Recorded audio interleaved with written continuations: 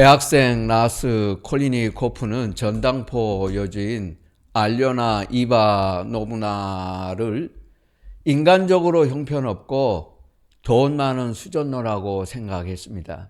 그는 노파를 살해하고 훔친 돈은 좋은 일에 쓰자고 마음먹었습니다.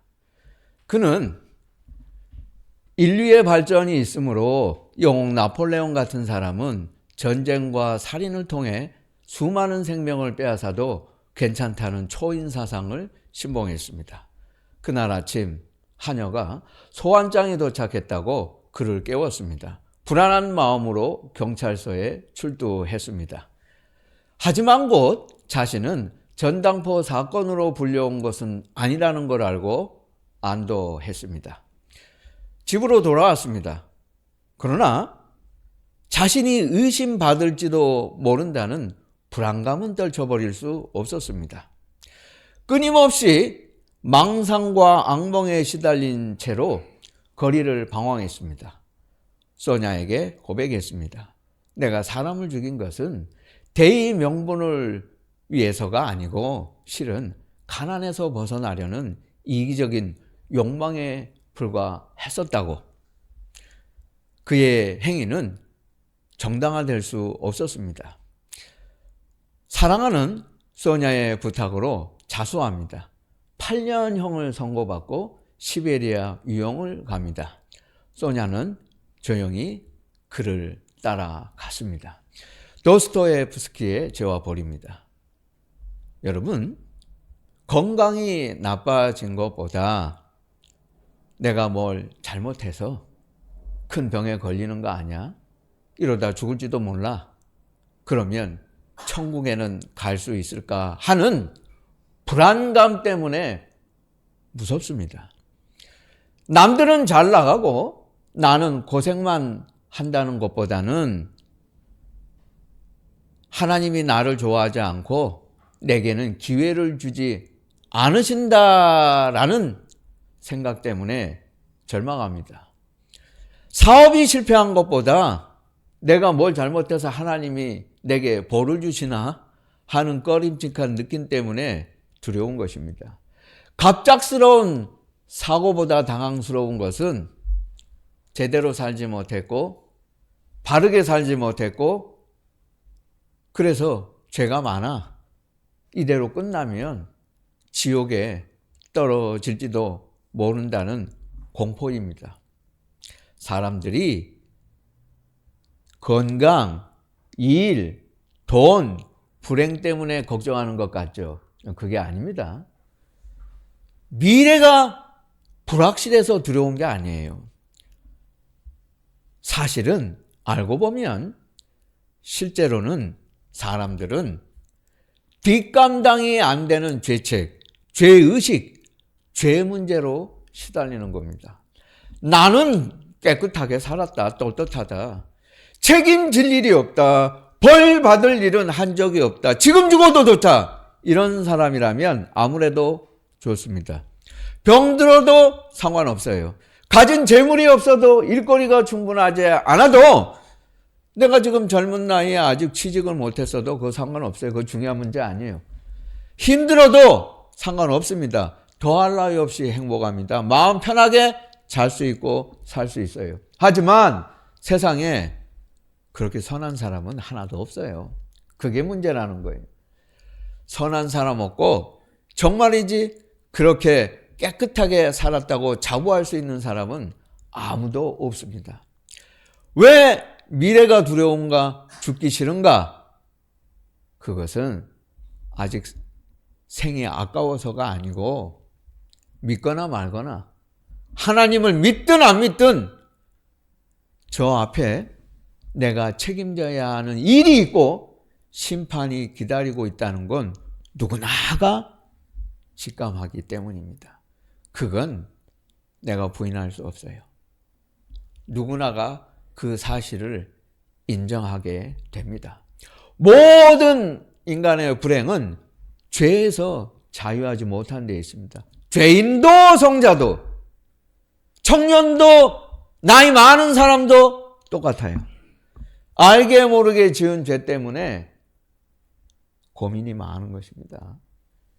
내가 죄 문제를 풀었다. 이것 하나만 확신할 수 있다면 우리 인생은 날마다 천국입니다. 예수님은 인류의 죄와 영생의 문제를 해결하러 오셨습니다. 십자가와 부활은 죄사함과 영원한 삶입니다. 그런데 요새 우리들 귀에 망연된 설교가 많이 들립니다.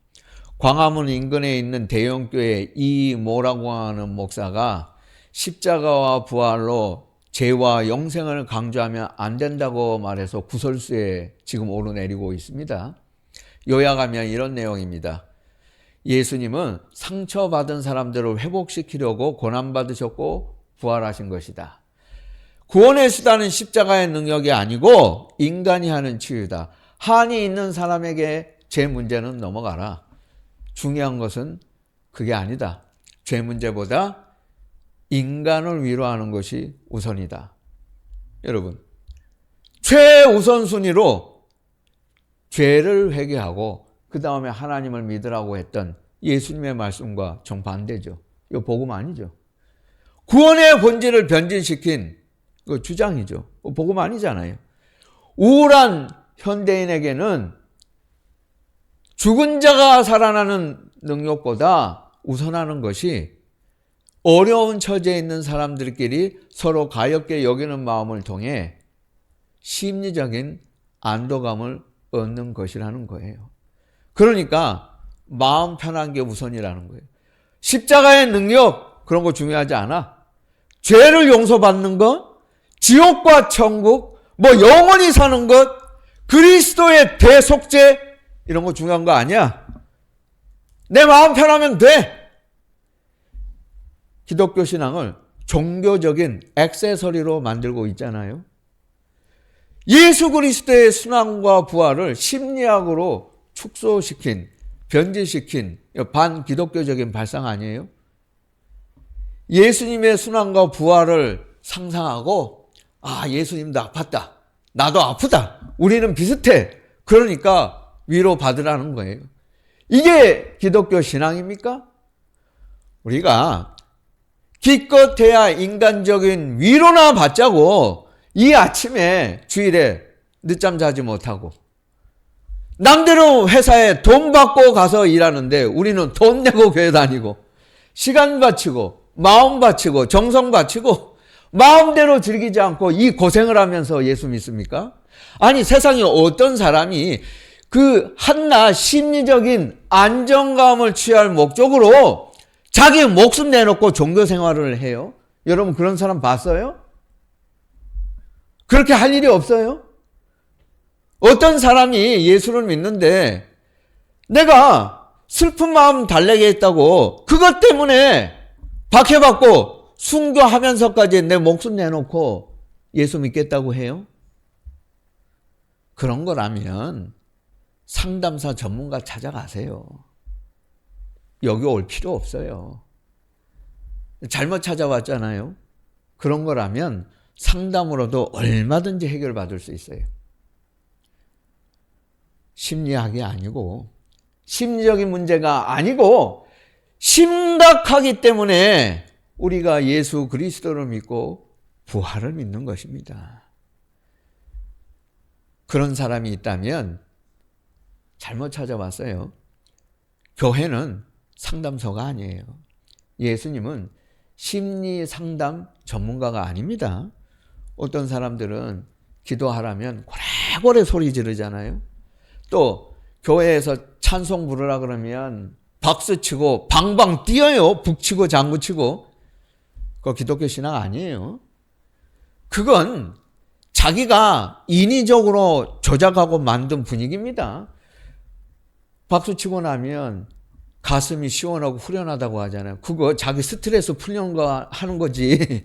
하나님께 예배하는 거 아니에요. 그거 기도 아니고 찬송 부르는 것도 아니고 아무것도 아니에요. 그건 그냥 미신이에요. 여러분 그러려고 예수 믿는 거예요? 그거 아니잖아요. 우리가 예수를 믿고 부활신앙을 가지는 것은 노후 대책이 아닌 근본적인 사후 대책 때문입니다. 죽음 다음으로 가는 심각한 문제가 있기 때문이에요.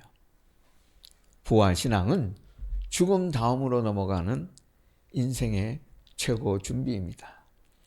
어니 파일은 퓰리처상을 받은 제2차 세계대전 종군 기자였습니다. 그는 200개 신문사에 원고를 보냈고 그 생생한 전쟁 전투 기사를 보냈고 일주일에 6개씩 사설을 썼습니다. 드디어 본토 상륙을 앞두고 오키나와에서 최후의 결전을 치르게 되었습니다. 그는 현장에 도착했어요. 그런데 집차를 타고 이동하다가 일본군의 기습 공격을 받고 숨졌습니다.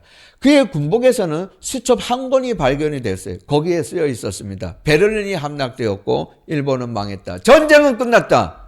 아직 전쟁 끝나지 않았어요. 그런데 끝났다고 써놨어요. 종전되는 날 인쇄할 기사를 미리 써둔 것입니다. 자기는 먼저 죽었어. 자신의 앞날도 알지 못하면서 종전이 되는 날 인쇄할 기사를 미리 작성해 놓은 거예요. 여러분이 부활을 모르면, 그 의미를 모르고 부활신앙이 없다면 어니 파일처럼 여러분 인생도 허무합니다. 그래서 오늘 말씀에 사도 바울이 말하잖아요. 모든 사람 가운데 우리가 가장 불쌍한 자라. 만일 부활이 없다면, 죽은 자의 부활이 없다면 모든 사람 가운데 우리는 가장 불쌍한 사람들입니다. 그리스도께서 죽은 자 가운데서 다시 살아나셨다 전파되었거늘 너희 중에 어떤 사람들은 어찌하여 부활이 없다 하느냐. 만일 죽은 자의 부활이 없다면 그리스도도 다시 살아나지 못하셨으리라. 그리스도가 다시 살아나지 못하셨다면 우리가 전파하는 것도 헛것이요 너희의 믿음도 헛것이다. 그리스인들은 부활을 믿지 않았습니다. 예수님 시대에 헬라 사람들은 부활을 믿지 않았어요. 예수 그리스도의 부활을 바울이 설교했을 때 아테네 시민들은 비웃었습니다. 그들의 신념입니다. 대다수 그리스 철학자들은 생각했습니다. 우리 육체와 몸은 요건 감옥이다. 죽음은 속박에서 벗어나는 일이다. 그들의 세계관에서 사후세계는 영원히 이 감옥에서 해방되는 일이에요. 여기서 말하는 영혼이란 이성, 정신을 말하는 것입니다. 죽으면 육체와 정신이 분리된다. 그게 해방이라는 것입니다. 그런 거다. 그러면 그 정신은 어디로 갑니까? 정신에 손과 발이 달렸어요? 걸어 다닙니까? 하늘로 올라갈 수 있어요? 정신이 하늘에 갈 곳은 있기나 한 것입니까? 그리스 철학은 대답하지 못합니다. 불가지론이에요. 설명하지 못하죠? 유대인들 중 일부는 세상이 새로워지는 느낌일 때 부활이라고 생각했습니다. 죽어서 자신이 부활한다는 믿음은 없었어요. 예수님은 제자들에게 여러 번 예고하셨습니다. 죽고 부활하신다고. 그러나 예수님이 죽으신 지 사흘째 되는 날이 됐어요. 주변에 아무도 없잖아요. 사흘째가 됐으면 제자들은 이렇게 말했어야 했습니다. 벌써 사흘이나 지났다. 예수께서 말씀하시지 않았느냐? 빈 무덤에 가보자. 그런데 아무도 이렇게 말하지 않습니다. 아무도 믿지 않았어요. 믿지 못했습니다. 세 여인도 향품을 들고 빈 무덤을 찾았습니다. 그러나 예수님을 다시 만날 수 있다는 기대감이 아니었고 장례를 완전히 마무리하려는 것뿐이었어요. 예수님의 제자들은 처음에 아무도 부활을 믿지 못했습니다. 우리가 그러듯이, 일반 사람들이 그러듯이, 현대인들처럼 1세기의 예수님 시대에도 사람들은 부활을 믿지 못했어요. 이효령 씨가 세상을 떠난 지 얼마 안 됐잖아요. 이분은 우리나라 최초의 문화부 장관을 지냈습니다. 예수 믿고도 50년 동안 부활이 믿어지지 않아 방황했다고 고백했잖아요. 이분은 의심했어요. 의심하고 부활을 믿으려고 하니까 안 되는 거죠. 그 유명한 기독교 신앙의 대명제가 있습니다. 안셀름이 말을 했잖아요. 그 유명한 명언이요. Faith seeking understanding. 신앙이란 먼저 믿고 그 다음에 탐색하는 것이다. 이해하는 것이다. 먼저 믿고 의심을 이해하는 거예요. 의심하고 믿겠다 그러면 못 믿어요. 이해가지 않습니다. 이어령 씨는 거꾸로 생각하고 쓸데없이 고생만 했잖아요.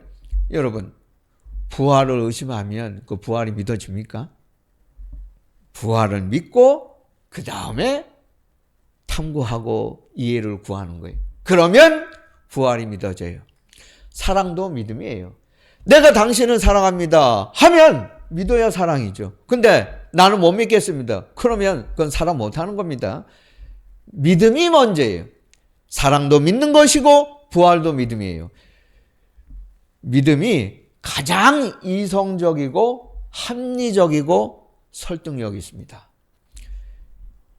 복음서를 자세히 읽어보면 예수님을 향한 사람들의 반응은 두 가지로 나뉩니다. 극단적입니다. 이쪽 사람들은 예수님을 낭떠지로 끌고 가서 죽이려고 했습니다. 다른 사람들은 예수님 앞에 무릎을 꿇었습니다. 왜 그랬을까요? 둘 중에 하나니까. 예수님은 정말 부활하신 하나님이시거나 아니면 미친 사람. 예수님의 부활을 바로 알아본 사람들은 그분 앞에 무릎을 꿇었습니다. 그러나 그리스도의 부활을 나는 못 믿겠다 하는 사람들은 예수님을 미친 사람 취급했습니다. 고린도는 그리스 도시입니다. 일반적으로 고린도인들은 부활을 의심해요. 이런 태도가 교회 안에 침투했고 사도 바울은 맞서야 했습니다. 그래서 오늘 성경을 씁니다. 고린도 신자들은 부활을 믿었어요. 바울은 그리스도가 부활하신 세 가지 증거를 제시합니다. 그리스도는 성경대로 부활하셨어요. 그리스도는 제자들에게 나타나셨습니다.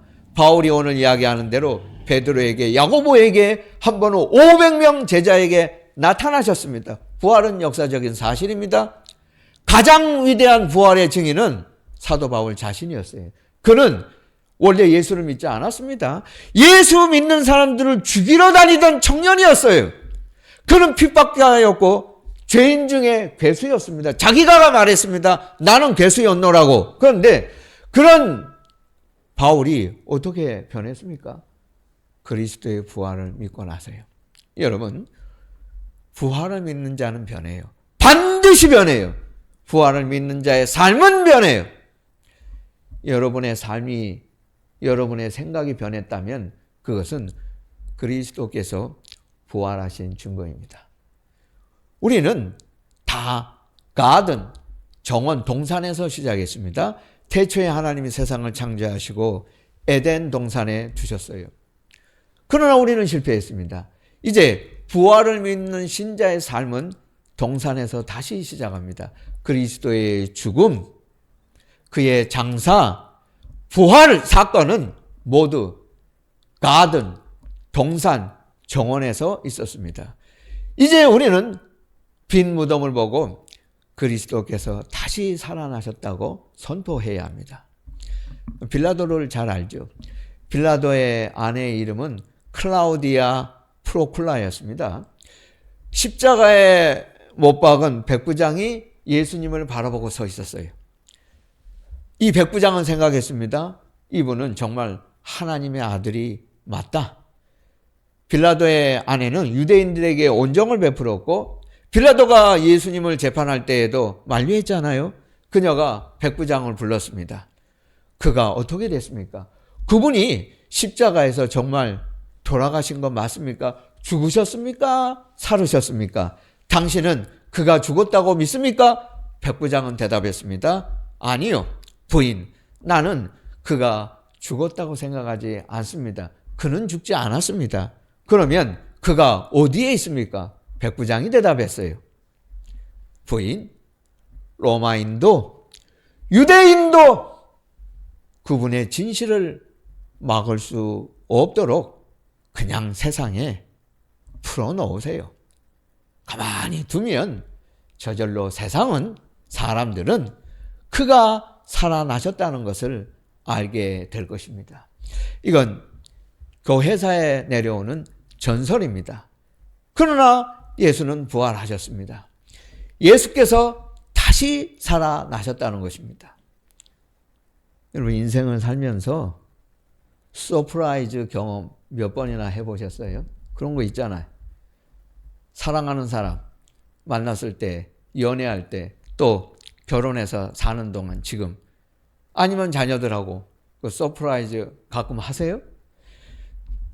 저는 인생을 살면서 3번 정말 깜짝 놀라고 너무 놀랐던 서프라이즈 경험이 3번 있어요. 저는 목사가 안 되겠다 했던 사람이에요.